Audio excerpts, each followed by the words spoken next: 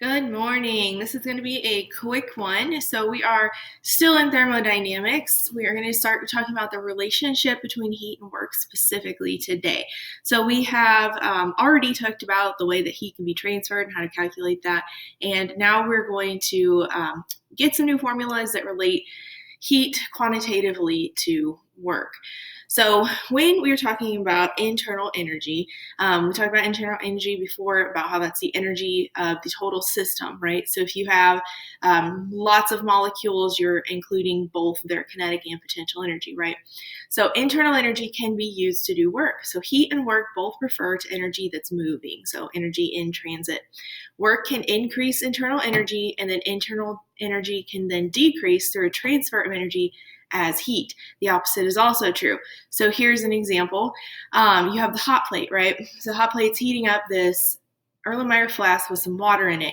The water is heating up and creating steam, okay? So energy is transferred from the hot plate to the glass, which then heats up the water. This is going to be conduction because you are physically touching. This hot plate is actually heating up and it is touching this glass, which is touching the water. Then you're going to get a small amount of convection happening in this water. It's going to pretty quickly start to evaporate though. So this is going to increase the water's internal energy. Once the water reaches its boiling point, it's going to become steam and the volume increases. Okay, so it's going to turn into a gas. We know that gases spread out, especially if they're hot. So the volume is going to increase, which would force the balloon to push outward. This is where work is done. Okay, so work, it has to be the force in a direction, right? The direction of the force. So force on the seam of the balloon is going to push the balloon outward, which does work on the atmosphere. Okay, so the balloon is doing work on the atmosphere at this point because the force is being applied by the gas.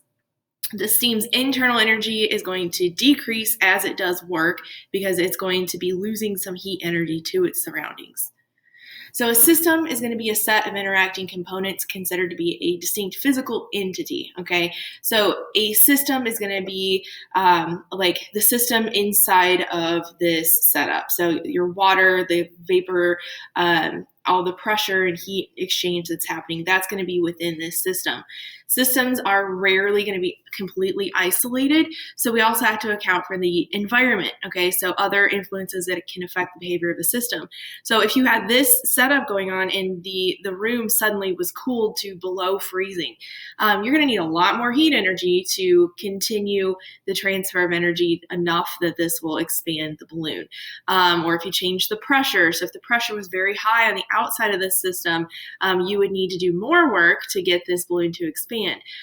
Same for the opposite. So if you lowered the pressure, if you did this in a vacuum, then you would have much less resistance for the work to be done.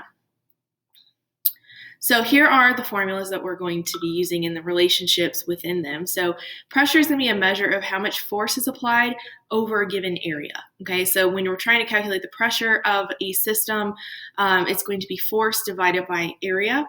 Change in volume is equal to area multiplied by displacement. Okay, so the change in volume is going to be area times displacement. Work, we already know, is force times distance. This has to be occurring in the same direction. Okay, so the force has to be being applied in the same direction as the displacement. And then this is our derived formula for work done on or by a gas. Okay, so using these, we have been able to kind of substitute these in, right? So we know that pressure is going to be force divided by area. We know that volume is area times displacement, and we know that this is our work formula. So we're able to derive this formula saying that work done on or by a gas, specifically, because we're talking about pressure and volume, is going to be equal to the pressure times the change in volume. Some more examples here. So we have our derived formula, right? So if a gas expands, the change in volume is positive, the work done is positive, okay, which makes sense. If the gas is compressed, the change in volume is negative, and then the work done is also negative. Okay, so I know that you guys, this is pretty much common sense between the expanding and the positive and the compressing and the negative. But the work done for this is also going to be negative, which is not something we've done before. So before when we were talking about work, it was always a positive value, but in this in this case, it can be negative. So if you think about the volume of the balloon from the previous example, if you are compressing that gas, technically the work is being done in the reverse direction. So that would be a negative value for that system. If the gas remains constant, then no work is going to be done. This is important down here at the bottom, and I just covered it up with the menu. So work is only done if volume changes. Okay, so there are some instances in which the volume will not change, even though there are heat transfers happening, or pressure transfers, and a couple other examples. So work is only done if the volume changes, okay? So an example here, an engine cylinder has a cross-sectional area of 0.01 meters cubed, so that would be a volume. How much work can be done on a gas in the cylinder if the gas exerts a constant pressure of 7.3 times 10 to the fifth Pascal on the piston and moves the piston a distance of 0.04 meters. So here, Pascal is our pressure unit, meters cubed is our volume unit, and then obviously meters is our displacement. So we have these. We're trying to find the work. Okay, so we know these two formulas.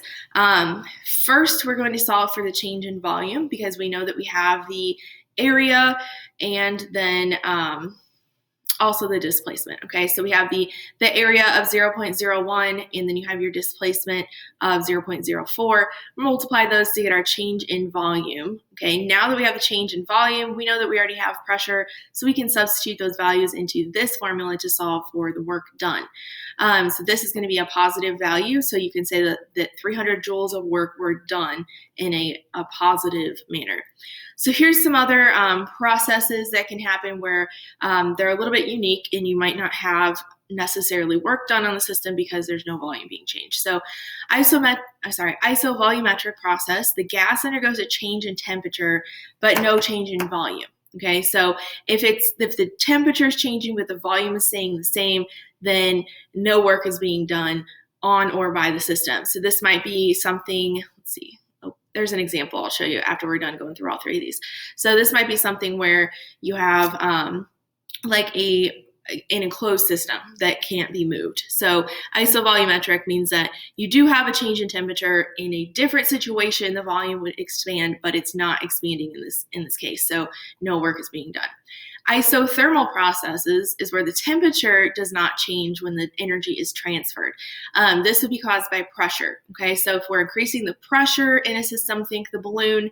Okay, so if we're increasing the pressure inside of that balloon, you don't necessarily have to do that using heat.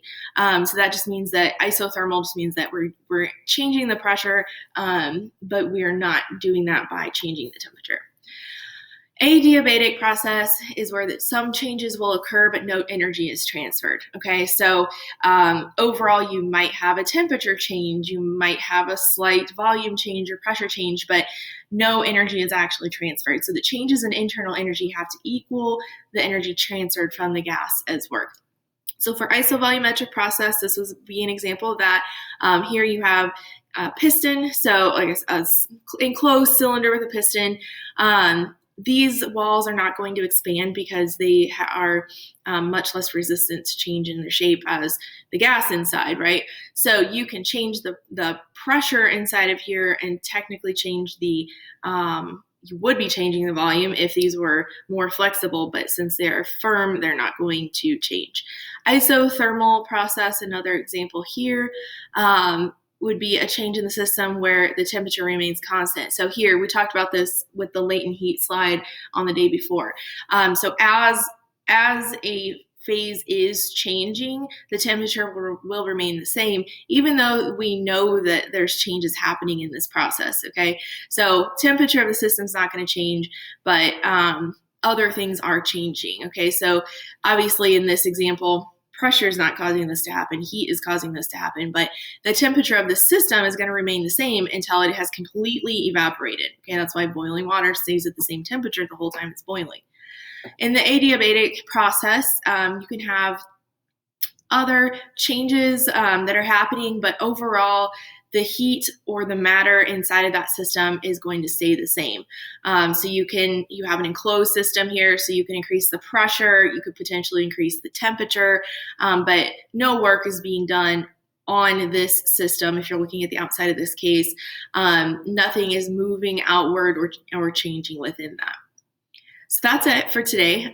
That's where we're going to leave off. You do have a couple of practice questions, so please let me know if you have any questions overall, and we'll be in touch. Have a great day.